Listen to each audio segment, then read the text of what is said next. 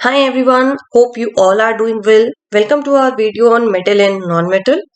Today we are going to discuss the chemical properties of metal. In our last lecture we discussed the physical properties and differentiate metals and non-metal on the basis of its physical properties और कुछ हमने exceptions को discuss किया था. आज हम करेंगे chemical properties of metal. सिर्फ metal की बात करने वाले हैं कि metal किस तरह से रिएक्ट करता है डिफरेंट एलिमेंट्स के साथ. तो जब हम पहले जो रिएक्शन हम करने वाले हैं, आज हम जानेंगे कि मेटल ऑक्सीजन के साथ किस तरह से रिएक्ट करता है, क्या प्रोडक्ट फॉर्म करेगा. तो चलिए शुरू करते हैं अपना आज का लेक्चर. लेकिन अभी तक अगर आपने इस चैनल को सब्सक्राइब नहीं किया है, जल्दी से जाके सब्सक्राइब करें, नोटिफिकेशन बेल को ऑन करें और वीडियोस को ज्यादा से ज्यादा शेयर करें. तो चलिए स्टार्ट करते हैं अपना आज का लेक्चर. तो मेटल बच्चे जब ऑक्सीजन के साथ रिएक्ट करता है तो पहले आपको ऑक्सीजन का सिंबल पता हो. तो ऑक्सीजन का सिंबल क्या होता है? O2. तो जब कोई भी मेटल ऑक्सीजन के साथ रिएक्ट करेगा तो ये क्या बनाएगा? एक ऑक्साइड बनाएगा. तो मेटल रिएक्ट कर रहा है तो इसने क्या बनाया? मेटल ऑक्साइड बनाया. जैसे कि जब कॉपर ऑक्सीजन के साथ रिएक्ट करता है, copper Cu is the symbol for the copper, O2 is oxygen. तो यहां से क्या बन गया आपका? Copper oxide CuO. Then similarly जब एल्यूमिनियम ऑक्सीजन के साथ रिएक्ट किया, इसने क्या फॉर्म किया? Aluminium oxide. अब जो मेटल ऑक्साइड्स है, ये इनका नेचर कैसा है? क्या ये एसिडिक है या ये बेसिक है? ये हम एसिड बेस सॉल्ट में ऑलरेडी पढ़ चुके हैं. तो यहाँ पे ये जो मेटल ऑक्साइड है, ये मेटल ऑक्साइड कैसे हैं? They are basic in nature.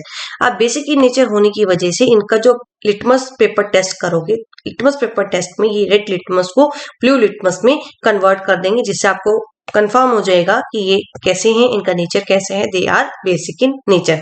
कैसे? क्योंकि ये रिएक्शन हम ऑलरेडी एसिड बेस सॉल्ट में कर चुके हैं. जब इस मेटल ऑक्साइड को किसके साथ आप रिएक्ट कराओगे? एक एसिड के साथ रिएक्ट कराओगे. बेस प्लस एसिड, ये क्या देंगे आपको? Salt plus water. तो एक तरह से आपकी न्यूट्रलाइजेशन रिएक्शन है. न्यूट्रलाइजेशन रिएक्शन में क्या होता है बेटा? Acid plus base give salt and water. Acid और बेस एक दूसरे के साथ रिएक्ट करके एक दूसरे के इफेक्ट को न्यूट्रलाइज करते हैं और क्या फॉर्म करते हैं? The product is salt and water. Similarly जब मेटल ऑक्साइड की रिएक्शन किसके साथ कराई आपने? एसिड के साथ. तो एसिड के साथ कौन रिएक्ट करेगा? एक बेस रिएक्ट करेगा. और ऑलरेडी मैं यहाँ पे आपको बता चुकी हूँ जो मेटल ऑक्साइड है इसका नेचर कैसा है? They are basic in nature. तो जब बेस एसिड के साथ रिएक्ट कर रहा है, ये क्या फॉर्म कर रहा है? Salt and water. Okay, so now there are two examples. There are two metal oxide जो एसिड और बेस दोनों के साथ रिएक्ट करते हैं और उनको हम क्या बोलते हैं? Amphoteric oxide. Amphoteric oxides are those metal oxide which react with both acid as well as base. कौन से दो एग्जांपल हैं आपके? Aluminium oxide as well as zinc oxide. Aluminium oxide का फॉर्मूला बचे Al2O3, ये इसके बेस में आएगा Al2O3 प्लस HCl. HCl क्या है? आपका एसिड है. तो यहाँ से क्या फॉर्म हो गया? एल्यूमिनियम क्लोराइड AlCl3 और साथ में क्या रिलीज हुआ? वाटर. तो यहाँ पे ये क्लोरीन किसके साथ हुआ? इसने यहाँ से ऑक्सीजन को डिस्प्लेस किया. ठीक है, इसको सब्स्टिट्यूट करके यहाँ पे क्या बन गया? AlCl3 और ये बन गया water, sorry hydrogen and oxygen मिलके क्या फॉर्म किया? वाटर. सिमिलरली अभी आपको पता है ये क्या है? आपकी एम्फोटेरिक ऑक्साइड है. एम्फोटेरिक ऑक्साइड के आपको एग्जांपल भी पूछ सकते हैं, आपको डेफिनेशन भी पूछ सकते हैं और आपसे ये रिएक्शन भी पूछ सकते हैं. देन एल्यूमिनियम ऑक्साइड जब बेस के साथ रिएक्ट करेगा, यानी हाइड्रोक्साइड, सोडियम हाइड्रोक्साइड क्या है? आपका एक बेस है. तो ये क्या फॉर्म करेगा? NaLO2. Na यहां से आया ये NaAlO2 और साथ में क्या रिलीज हुआ बच्चे? यहाँ पे वाटर. तो आप मुझे, तो बच्चे यहाँ पे ये क्या बन गया आपका? NaAlO2. तो आप मुझे कमेंट करके बताइए कि इसका केमिकल नेम क्या है? NaAlO2. ओके, यहाँ पे मैं बता भी देती हूँ आपको, लेकिन अगर आपको पता है तो आप मुझे एक बार कमेंट करके जरूर बताएं. This is sodium aluminate, AlUMINATE. This is sodium aluminate. Okay, तो जब मेटल ऑक्साइड कैसे हैं आपके? They are basic in nature और एसिड के साथ रिएक्ट करके क्या फॉर्म करेंगे? They form salt and water. Okay, then we discuss the amphoteric oxide. Amphoteric oxide की एग्जांपल आपको पता हो, इसकी रिएक्शन आपको पता हो. ओके, ये भी हम पढ़ चुके हैं एसिड बेस एंड सॉल्ट में कि जो मेटल ऑक्साइड हैं ये कैसे होते हैं? They are insoluble in water. Now one more exception. कुछ ऐसा मेटल ऑक्साइड है, क्या कोई ऐसा मेटल ऑक्साइड है जो वाटर में सॉल्युबल हो? Yes, these are. तो जब मेटल ऑक्साइड वाटर में सॉल्युबल होंगे वो क्या फॉर्म करेंगे? एल्कलीज यानी बेस फॉर्म करेंगे। किस तरह से फॉर्म करेंगे? एग्जाम्पल कौन कौन से? Sodium oxide and potassium oxide, Na2O and K2O। तो Na2O ये 2 बच्चे इसके बेस में हैं। तो जब ये वाटर के साथ क्या कराया आपने? रिएक्ट कराया, क्योंकि आप इसको कहाँ सॉल्युबल करा रहे हो? वाटर में सॉल्युबल करा रहे हो, वाटर में सॉल्युबल होना चाहिए। तो वाटर में मिक्स होने के बाद ये क्या फॉर्म करेंगे? एल्कलीज। एल्कलीज यानी कि बेस फॉर्म करेंगे। और बेस में क्या प्रेजेंट होते हैं आपके? Hydroxide ion. ठीक है, एक H पॉजिटिव आयन होता है और एक होते हैं OH negative ion. H positive acid के लिए होता है और OH नेगेटिव आपके बेस के लिए होते हैं, आपके एल्कलीज के लिए होते हैं। तो जब यहाँ पे सोडियम ऑक्साइड वाटर के साथ रिएक्ट हुआ तो क्या फॉर्म हुआ? Sodium hydroxide NaOH। सिमिलरली जब पोटेशियम ऑक्साइड की रिएक्शन वाटर के साथ होगी तो क्या फॉर्म होगा? Potassium hydroxide KOH। ओके, तो ये थी कि जो मेटल ऑक्साइड हैं they are insoluble in water, but there are two such metal oxide which are soluble in water, and these are sodium oxide and potassium oxide। जब वो water में dissolve होंगे, वाटर के साथ soluble होंगे, क्या form करेंगे? एल्कलीज फॉर्म करेंगे, यानी कि हाइड्रोक्साइड फॉर्म करेंगे। जैसे सोडियम मिक्स हुआ तो सोडियम हाइड्रोक्साइड बन गया, पोटेशियम मिक्स हुआ तो पोटेशियम हाइड्रोक्साइड बन गया। नेक्स्ट इज, अब यहाँ पे हम रिएक्टिविटी देखेंगे कि क्या सभी मेटल एक ही रेट पे रिएक्ट करते हैं ऑक्सीजन के साथ, या सबका रिएक्ट करने का डिफरेंट डिफरेंट वे है। ओके, तो सबसे पहले हमने बात की सोडियम एंड पोटेशियम की। तो सोडियम और पोटेशियम जो है बच्चे ये क्या है? बहुत विगोरसली रिएक्ट करते हैं। और एकदम से अगर आप इसको ओपन यानी आप इसको ऑक्सीजन के एयर के कांटेक्ट में रखोगे तो एकदम से ये क्या करेंगे? दे विल कैच द फायर। तो इनको प्रोटेक्ट करना पड़ेगा। आप इसको एकदम से ओपन तो नहीं रख सकते, तो इसको कहाँ रखना पड़ेगा? तो इनको प्रोटेक्ट करने के लिए, एक्सीडेंटल फायर को प्रिवेंट करने के लिए इसको कहाँ रखा जाता है? They have to kept in kerosene oil.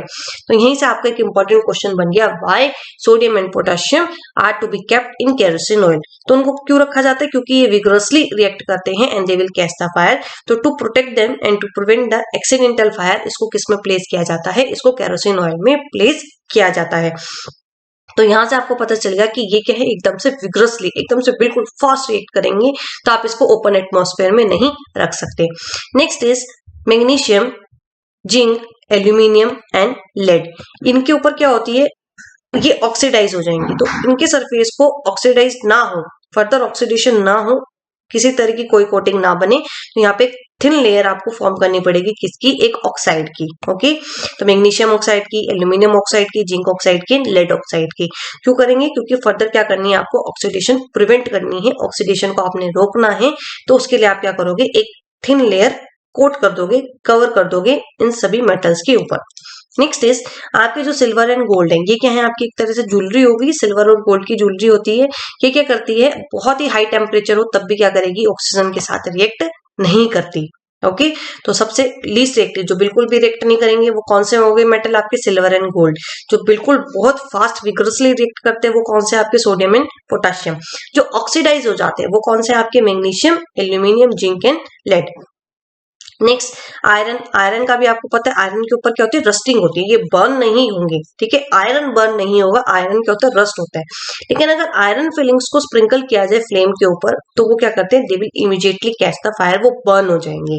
ठीक है, ये किस केस में होगा? आयरन फिलिंग्स के केस में होगा। आयरन के ऊपर सिर्फ रस्टिंग होती है, आयरन जलता नहीं है, आयरन के ऊपर जंग लगती है। ठीक है, सिमिलरली कॉपर। कॉपर भी क्या है बच्चे? कॉपर भी क्या है? वो नहीं जलता। कॉपर क्या है? ठीक है, इसके ऊपर क्या होगी? एक ब्लैक कलर की कोटिंग फॉर्म हो जाती है अगर आप इसको जलाने की कोशिश करोगे। और वो ब्लैक कलर की कोटिंग किसकी होती है? कॉपर टू ऑक्साइड की होती है। ठीक है, तो यहां से इन 4-5 स्टेप से आपको क्या पता चला बच्चे? यहां से आपको ये क्लियर हो गया कि सबसे मोस्ट रिएक्टिव मेटल कौन सा है? आपका sodium. Sodium is most reactive metal. Sodium and potassium are most reactive metal. जो बिल्कुल भी रिएक्ट नहीं करते वो कौन से हैं? आपके सिल्वर एंड गोल्ड हैं। ठीक है, और उससे कम रिएक्टिव कौन सा है? आपका मैग्नीशियम। लेकिन अब हमें ना तो हमें आयरन की अच्छे से रिएक्टिविटी पता चली, ना हमें कॉपर की रिएक्टिविटी पता चली। ठीक है, यहाँ पे लेड का भी, जिंक का भी, इनका भी कुछ फर्दर जो है हमें रिएक्टिविटी के बारे में नहीं पता चला। ओके, तो इन सब की रिएक्टिविटी फर्दर फाइंड आउट करने के लिए और केमिकल प्रॉपर्टीज हम चेक करेंगे, जो हम नेक्स्ट लेक्चर में डिस्कस करेंगे कि वाटर के साथ कैसे रिएक्ट करेगा, एसिड के साथ किस तरह से रिएक्ट करेगा। ठीक है, तो इस वाले टॉपिक से आपको सिर्फ 3 चीजें क्लियर हो गई कि जो आपके मेटल ऑक्साइड है दे आर बेसिक की नेचर। बेसिक होने की वजह से अगर लिटमस टेस्ट किया जाए तो वो क्या करते हैं? रेड लिटमस को ब्लू में चेंज कर देंगे। सोडियम मोस्ट रिएक्टिव है, सिल्वर गोल्ड बिल्कुल भी रिएक्ट नहीं करेंगे, मैग्नीशियम लेस रिएक्टिव है, एंड जो मेटल ऑक्साइड हैं, दो ऐसे हैं जो क्या करते हैं, वाटर सॉल्युबल हैं, वाटर सॉल्युबल होने की वजह से they form the alkalis, sodium oxide and potassium oxide. Then इसमें आपने एम्फोटेरिक ऑक्साइड का कंसेप्ट भी आपका क्लियर हो गया। एम्फोटेरिक ऑक्साइड वो मेटल ऑक्साइड जो एसिड और बेस दोनों के साथ रिएक्ट करते हैं। आपसे एग्जांपल भी पूछ सकते हैं, रिएक्शन भी पूछ सकते हैं। ओके, तो आपको रिएक्शन पता हो और आपको इसके एग्जांपल पता हो, aluminium oxide and zinc oxide. तो बच्चे आज के लिए इतना ही, कल फिर मिलेंगे एक नए लेक्चर के साथ। तब तक के लिए आप अपने कंसेप्ट क्लियर करते रहिए, क्योंकि आपका फिजिक्स का पोर्शन कंप्लीट हो चुका है और केमिस्ट्री का पोर्शन जल्दी कमिंग वीक में मैं आपका कंप्लीट करवा दूंगी। तो आप अपनी प्रैक्टिस करते रहिए, क्योंकि आपको मार्क्स लेने हैं अच्छे और एग्जाम्स में बिल्कुल भी आपको डरना नहीं है। बहुत अच्छे से प्रैक्टिस करेंगे, न्यूमेरिकल्स की प्रैक्टिस करेंगे, क्वेश्चंस की प्रैक्टिस करेंगे, एक एक क्वेश्चन आपका क्लियर हो जाएगा। आपको टेम्पटेशन बताऊंगी कि आपको किस तरह से क्वेश्चंस को अटेम्प्ट करना है। तो आज के लिए इतना ही, तब तक के लिए बाय बाय, टेक केयर।